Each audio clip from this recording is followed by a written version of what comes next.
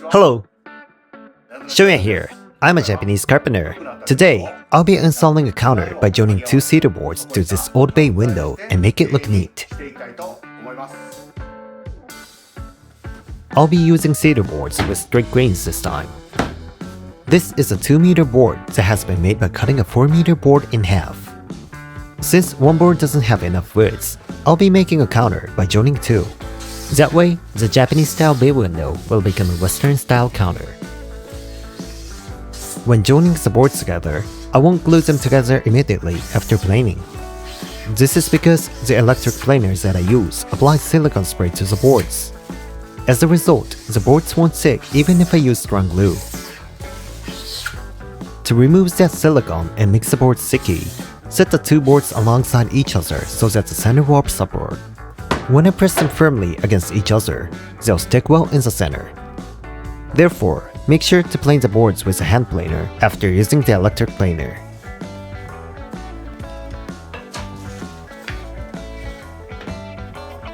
I'm using Clyberry urethane glue, which is made in Germany. This glue dries so quickly, so I have to apply it as fast as possible. But in any case, it sticks very well.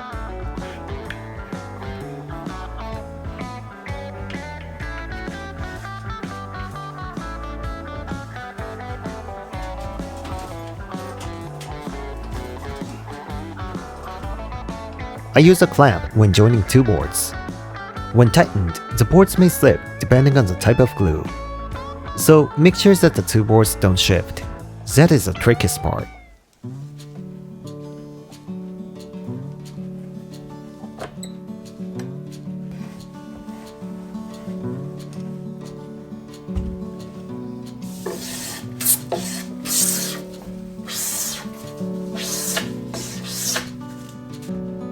The most important thing is to use the same type of wood for both materials. If they're not the same, the wood grain and color won't match.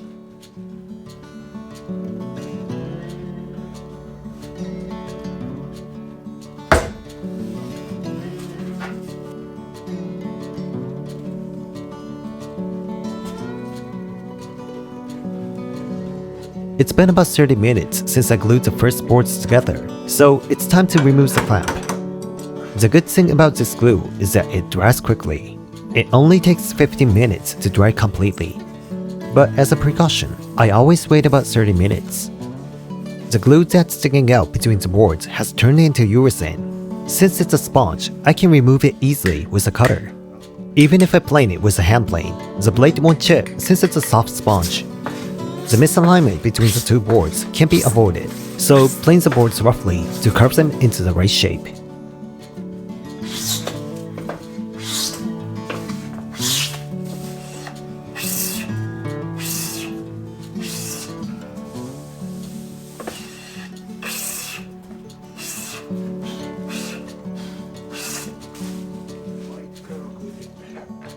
Since the glue between the second boards has been dry enough, I'll process them in the same way.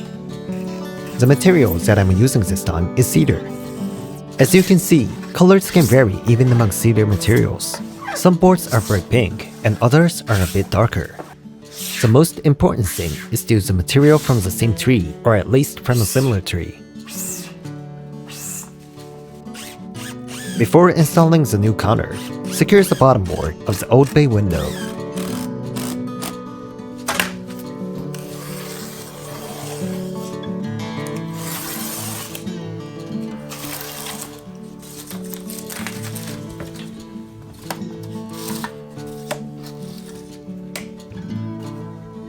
There are many places where the old bay window is uneven. To level the counter, I use packings about 3mm thick and secure the furring strips horizontally on the front side to build a foundation for the counter.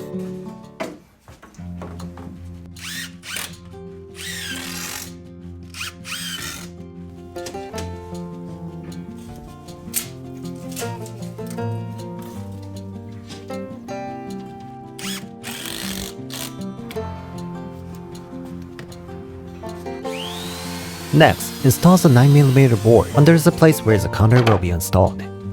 I use the board is because I can adjust the height on the window sash and counter. Also, the board is the best material for glue because it sticks neatly.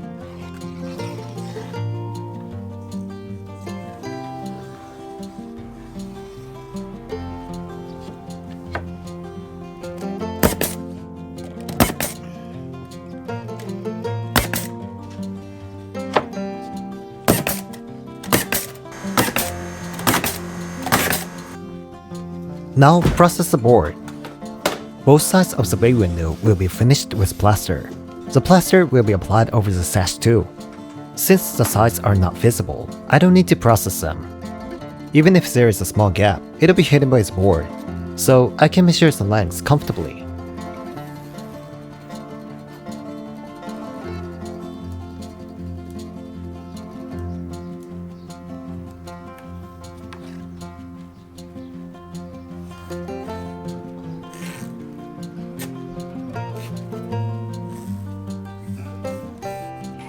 Since the pillar is sticking out by about 20mm, I'll cut off that section. Even if I don't remove this section, it won't be visible. But if I use as much of the board's length as possible, the crack will be less likely to occur even if it catches the sun. It can also be secured from the top by the foundation.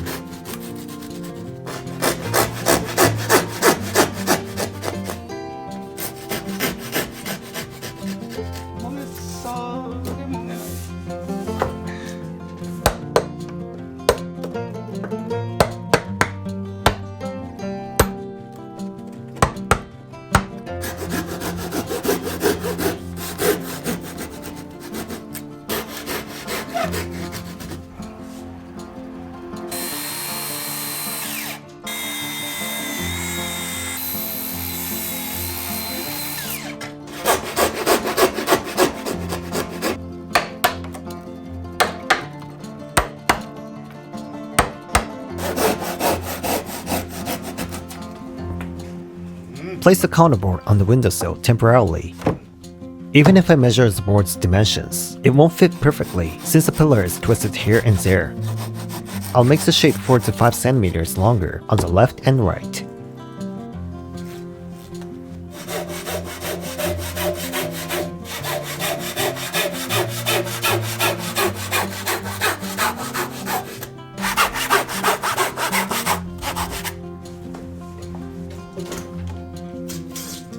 This is a residue of the glue I used earlier that was sticking out between the boards. It turned into a sponge now.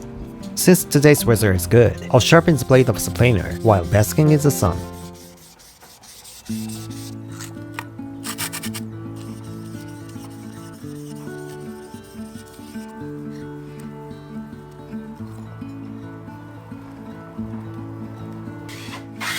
Now, I'm going to finish the counter.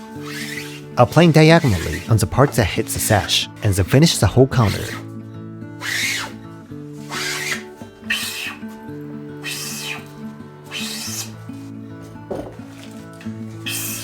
The material is cedar wood. Since its grain is straight, it's easy to plane.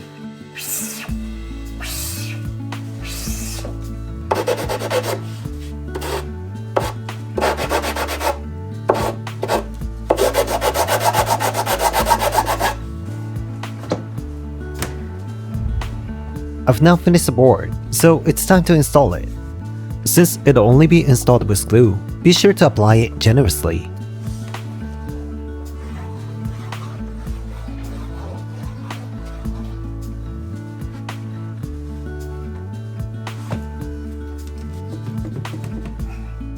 On the front side, I can screw the counter from the bottom of the furring strips. I'll use a tension rod on the back of the bay window. Screw a piece of lumber onto each side of the counter to fasten it.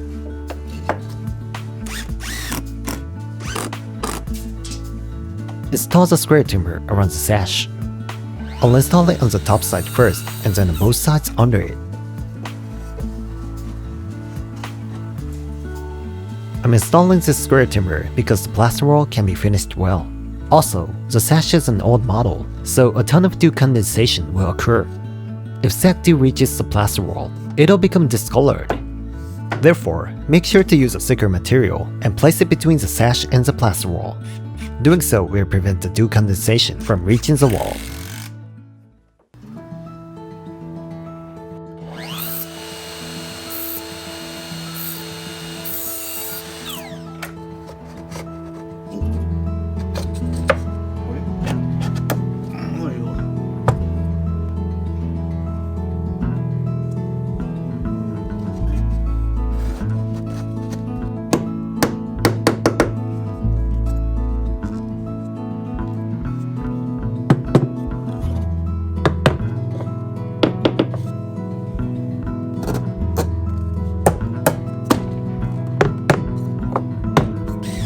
Install the counters on the next bay window as well.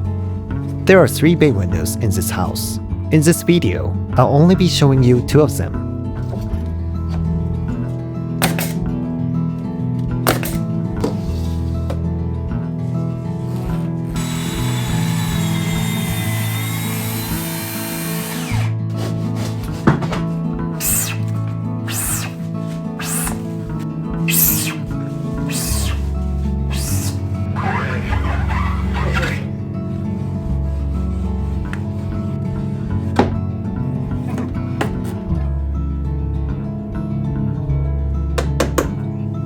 A day has passed and the glue has dried. I can now remove the tension rod.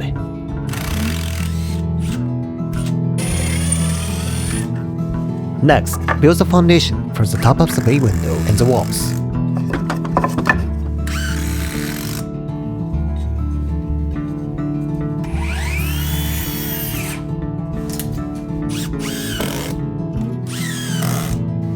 Measure the height between the frame and the sash. This bay window's shoji and kamoi are out of place, but the overall level is not too bad. It's only about 2 to 3 millimeters, so I'll use the original height. I'll build the foundation wider on the top side of the bay window. We haven't decided what kind of curtain to use yet, like window blinds or roll screens. So I'll build the foundation wider on the front side.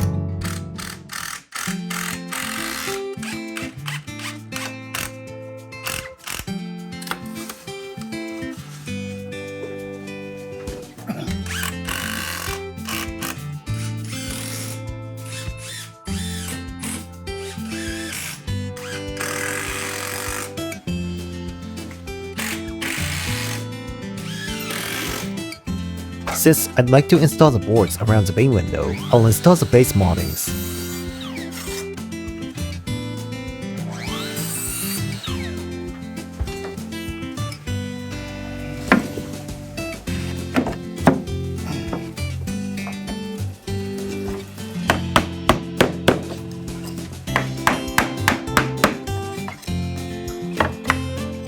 This base moldings is made of solid cedar wood.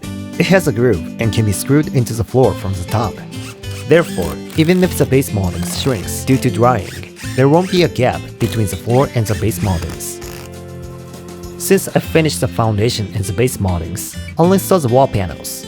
First, I'll install the panel at the top of the bay window. Since the window blinds or curtains may be attached to the top of the bay window, I'll use M-cloth for the foundation. M-cloth is like a plywood panel made from coniferous wood, so no light will build up in it.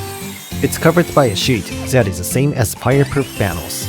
The thickness is 13 millimeters, which is the same as a fireproof panel. By installing this, the plaster will have foundations under it. It can be screwed in anywhere.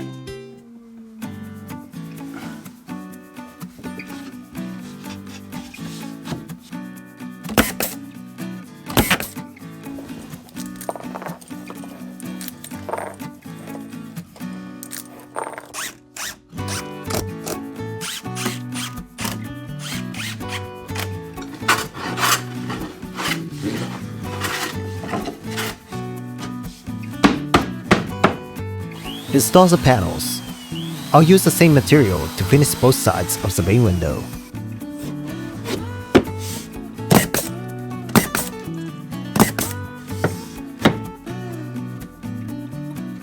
When adding finishes to the corners of the bay window, it's best to avoid using separate boards. Instead, use single boards as much as possible. By doing so, cracks will be less likely to form at the corners of the bay window. It's admittedly a bit of a hassle though.